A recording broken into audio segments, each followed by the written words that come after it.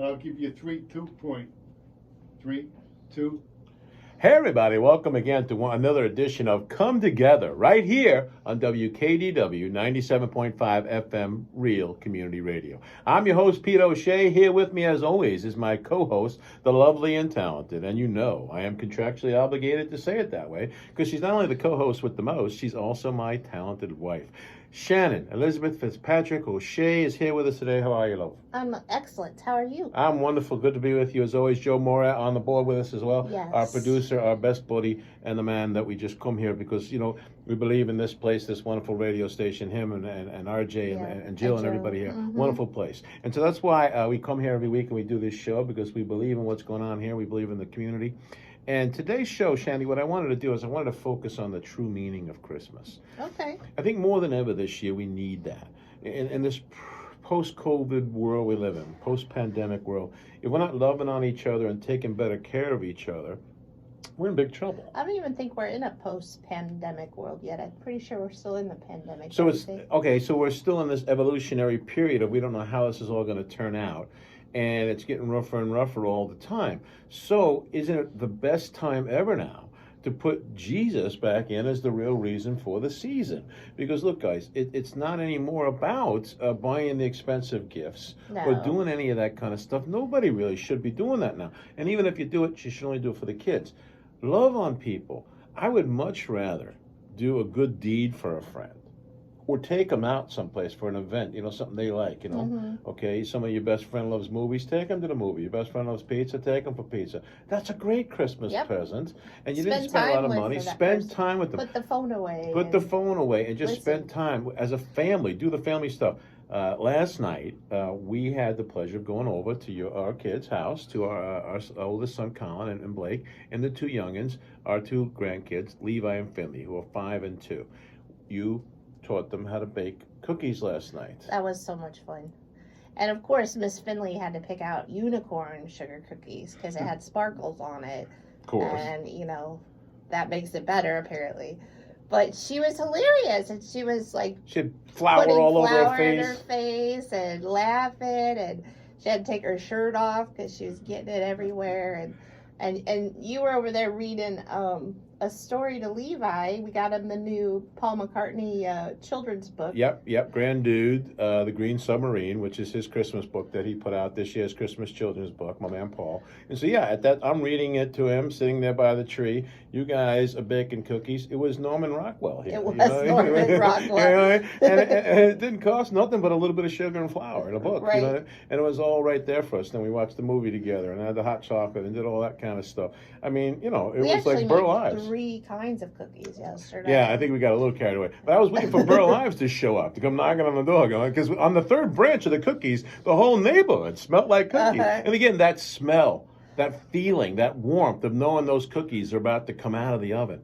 That's a great Christmas present for the grandkids. Better than some dinosaur toy that he's asking me for nonstop. I'm hearing from Levi about, you could take me to Target now.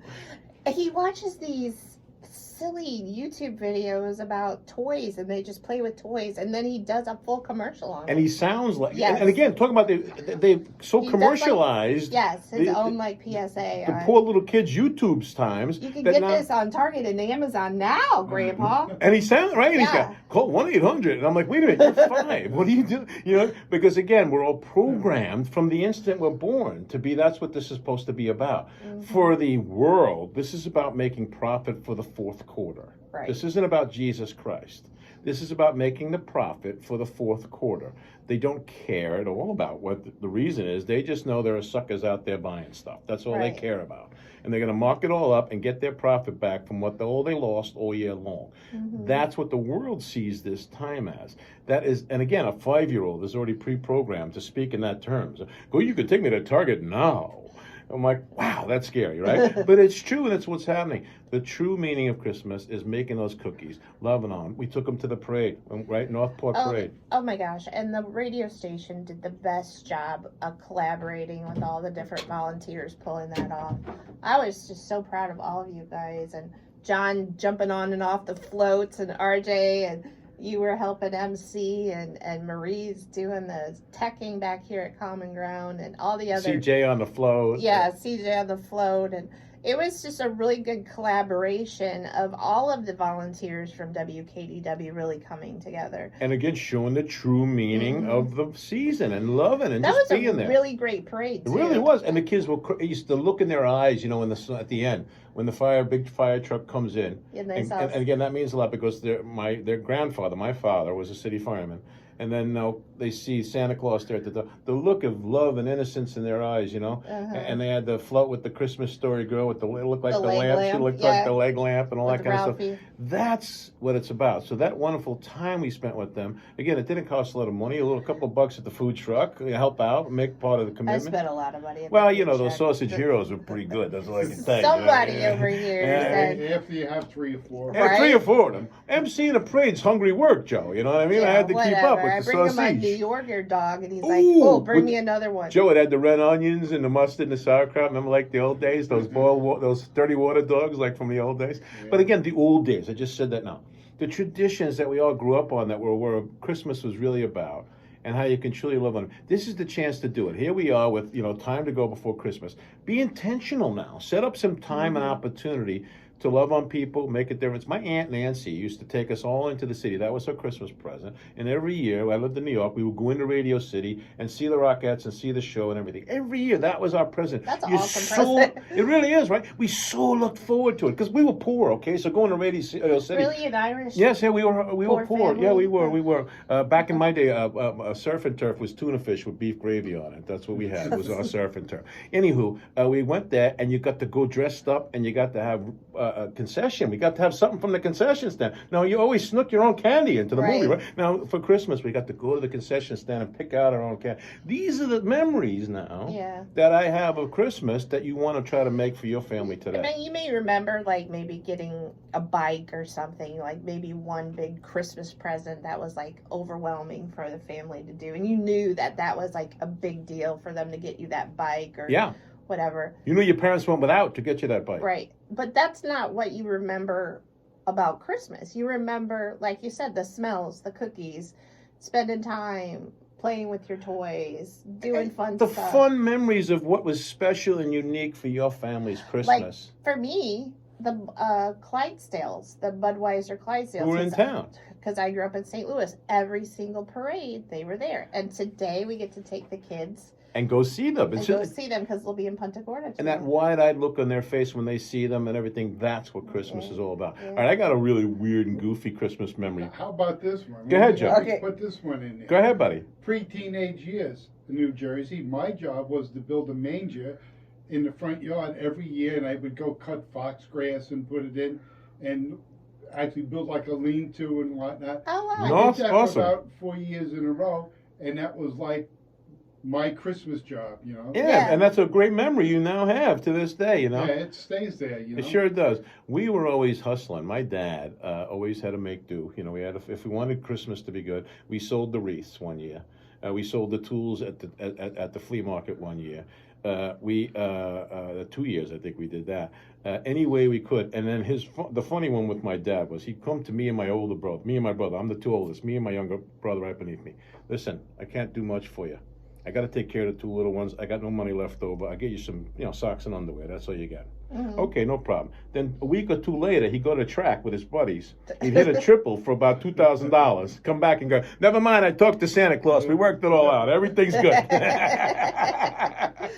Every year was the same way. And then we didn't know what it was that happened. Then finally, one year I was about 18. He come to me, he goes, check out this ticket. He shows me the winning ticket. I said, how come you still got the ticket? He says, I'm taking your grandmother down to cash it. He says, why is that? I says, it's too much. You got to pay taxes on this. I'm not giving it to Uncle Sam. I'd rather give it to your grandmother. And he sent my 65-year-old grandmother to go cash the ticket. And that was her Christmas present, was the taxes, right? Yeah. And she was happy as could be. She got money. Sure. So again, those are like a win-win-win. Those are the fun Christmas memories and the things you remember about your family that you can now share moving forward with other families. Not that I suggest you go play the triple to try and get your Christmas presents, folks.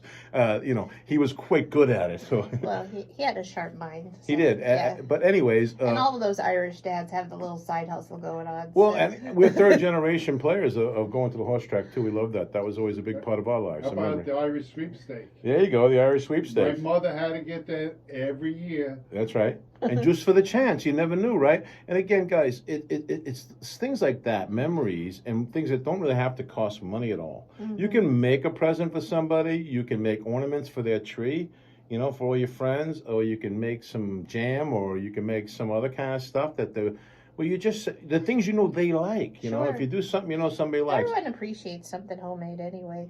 I was thinking earlier about my mom always made this traditional date nut bread every year, and I don't know why it was special, but we would make it for our school teachers. And so leading up to the week we were going to prepare it, we would save soup cans or vegetable cans and clean them out and sanitize them, and that's what we would bake the bread in. In the soup can? Yeah. And so we would have to grease it with the Crisco and everything, and we'd put the batter in there, and you would have like 12 of them in the oven, and then that was like a really simple gift. So you would roll it up, and then you would wrap it, and then I would always handwrite the recipe and attach it to the present, and that was what the teachers would get every year. You see? But it became so well known at our school that The other kids ripped it off? No, that the teachers would be like, can you make me one too? I know I'm not your teacher this Wow. year. But so it became like the thing at our elementary school. That is so cool. Or That's as how you would get all say. A's. And that's how you get all Yeah. A's, right? And I did have all A's. Yeah. No, when you said that, I thought that was my nickname back in school. Was All A's? No, Crisco. You're fat in a can. Thank you. Thank you very much.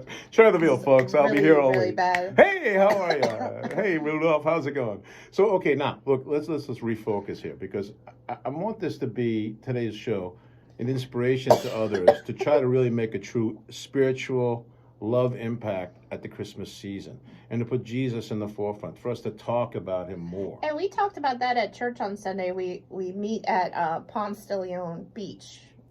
Do you really call that a beach? Park, yeah. On There's Sundays, there's a little sand beach there. there, and we have our church services there on Sunday. Right. Yeah. Usually around 11:30. If anybody wants to come Yeah, join us and just praise the Lord. Bring and, a group Shani beach does a chair. message. Yeah, and then Pete does the communion. It's real short. It's like 30 minutes. Mhm. But we had the grandbabies there, and afterwards they're walking down to the water to throw rocks and shells in there. And Levi comes back. He's like, hey, Pete Paw. Hey, when are we going to do that fishing that you told me we were going to do? Why didn't we bring our fishing poles today? That's right. And it wasn't like he was asking for anything. He just wanted to. Remember, we talked about this, When we and said this we has were, not happened yet. when we were coming to move here to Punta Gorda back last March, I said to him, when we get here, I'm going to buy you a fishing pole, because the RV park we live in happens to have a fishing dock. He was right. I forgot. So I got to go take him today after we do the Clydesdales and get his fishing pole. I'm going to get him that cool one that looks like a lightsaber. So he's really like cool. It's really cool. Because you got to make up for it now. But again, those are cheap items. A fishing pole is not going to break the bank, but it makes everything to him. You know what I mean? Well, A beginner that's the fishing time pole. together. It's exactly because that gift, a simple gift, a fishing pole, means now years of time together there afterwards, where we'll learn together, we'll fish together, we'll catch his first fish with him. Those are the kinds of gifts that mean something. And those are the things I did with my grandma. She took me everywhere, and she taught me how to fish. She taught me how to bake. She taught me how to make fried chicken. Thank you for that, Grandma, by the way. She makes really good fried chicken. I was Skinny Joe before I met this lady, and she makes really good fried chicken. But you see, again, you have those wonderful memories of your grandparent. I do too. You should have those. And again, if you're a grandparent right now, this is the time to do it. And if you're a parent right now, I know how hard it is. I know how stressful it is. Mm-hmm. We're in the midst of some of the most stressful time we've ever had. But we stopped yesterday and said, you know what, enough. We're going to turn everything off. And we had our early Christmas yesterday party, again, with the bacon, the cookies, and everything with the kids. And it was just fun. And it was just loving and soft and beautiful and a wonderful evening. And there's so much to do out here that doesn't require money. You can go take a ride around and see all the great lights that everybody's got up. You can go to the different cool events, free events they've got out now between now and the end of the year. Just being intentional about putting the family together and going and doing things during the holidays. Again, that don't have to cost a lot of money. Right. That's the memories. That's what they're going to keep in forever, right? And we all have those. We have those wonderful, wonderful memories. It's all about spending less, but actually spending more time. And I think that's what Advent is really all about. We're preparing our hearts for the arrival There it of is. Jesus. Now we're hitting the head. Yes. We're preparing our hearts for his arrival, but we're also preparing for that second coming as well. So it's where we're remembering his birth, we're remembering all the promises and the hope around it, but you're also getting that opportunity to teach your kids and your little ones about what life is all about. And that, we don't have to compete to see who buys the biggest presents and who's got a brand new car in the driveway on Christmas morning and who got this. Oh, they got this, so I got to get this. Anymore. You can't take any of it with you. It didn't matter before, but it certainly doesn't matter now in this post-COVID world. Right. What matters now is loving on your family, being there with them, taking care of them, just, and having these great memories to remember. Mm-hmm. I'll give you another funny memory of mine. My uncle got sick one year, and at 10 years old, I got dragooned at the very last minute. What kind of word is that? It's dragooned means I was forcibly pushed into it to be the Santa Claus for all the rest of the other kids. My cousin was the same age as me, and he knew full well it was me under that suit. And he had himself a grand time making jokes and playing around. Well, I'm up there now, and all my cousins are sitting on my lap at 10 years old, because I was already huge then. That was the problem. At 10 years old, I was the size of a grown man already. I was 6'2", already at that point, right? Mm-hmm. So they got me in that thing. And I just always will remember, and every time I've seen him afterwards, he'll always remind me of that, how silly I looked, because I was still wearing Converse sneakers with my Santa Claus outfit. And it didn't quite fit me because he was, different sizes me, some sticking out different spots of me all over the place. And it's just those memories. I'm 10 years old, and you'll never forget it. And then they called out my name, and they were like, well, what's he going to do, sit on his own lap, And so then my father comes, and he sits on my lap. I'll take the present for him. I never got that present either, by the way, Dad. He's got it with him in heaven, I'm sure.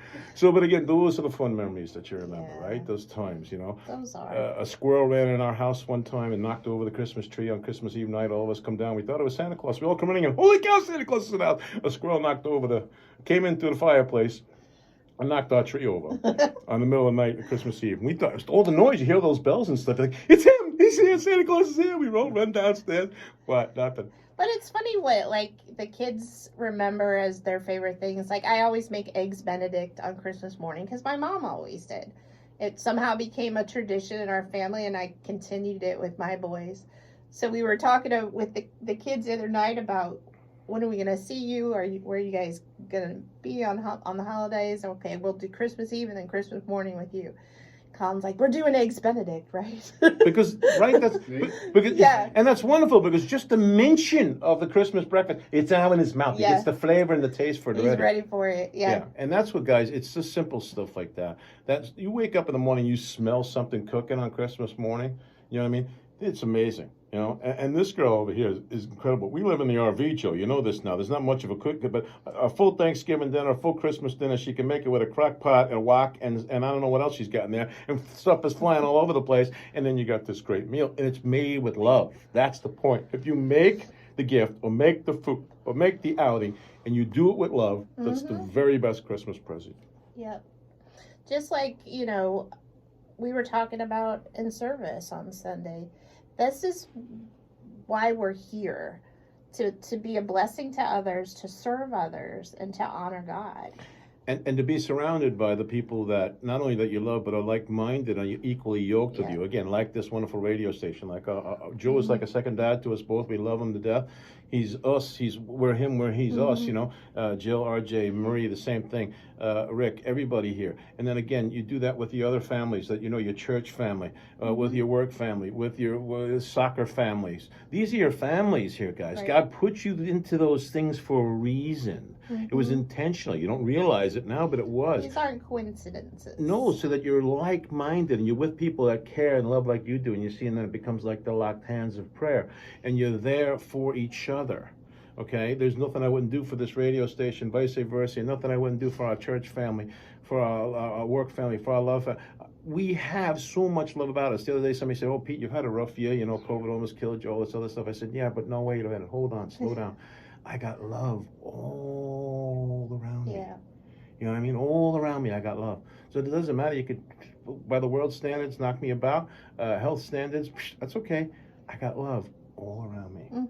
And that's all that really matters. Really and that's what does. Jesus is all about. Jesus was love, Yeah, and it's not even, we need to really be intentional about where we spend our time too. We can't be involved with, a workplace that is not a good fit, or is against who you are as a person. You have to really focus on what's going to be the perfect puzzle piece. And what are you putting in? Yeah. So in other words, also too, what movies are you watching? What music are you listening to right now? What kind of shows are you watching? What are you putting into yourself right now as we get to the end of a year, as we get to Christmas? You said that, again, that renewal that Christ brings. So again, we're going to have a new year right after this. So if you're intentional about becoming more Christ-like, becoming more loving, and watching what you put into your body, food, music, this, that, the stress you give yourself, the job, the this, the that, all those things.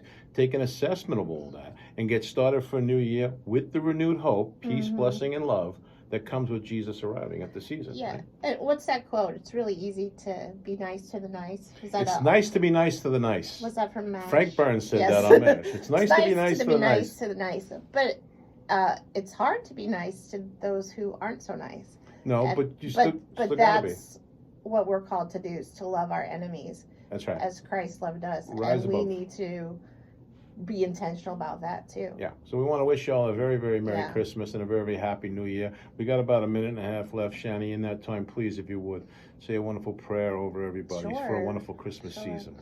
Father God, we thank you for this opportunity to be on this wonderful radio station, have these beautiful friends around us here like Joe and Jill and RJ. We pray blessings upon each of them and their families and all those who are in an earshot of this recording for this broadcast. Praise you, Jesus. We just pray your light just impacts them in a way that can only be from you, and that it's purely evident that you are the King of Kings, Jesus. You are the Lord of Lords, and there's nothing too difficult for you. So we thank you, we praise you, we just wish everyone a beautiful Christmas and a happy 2022. Amen. Plug more into this radio station, become part of your community, reach out, show some love, and make a difference. We've enjoyed this week. Thanks so much for listening. We'll see you again real soon on Come Together, right here on WKDW 97.5 FM, Real Community Radio.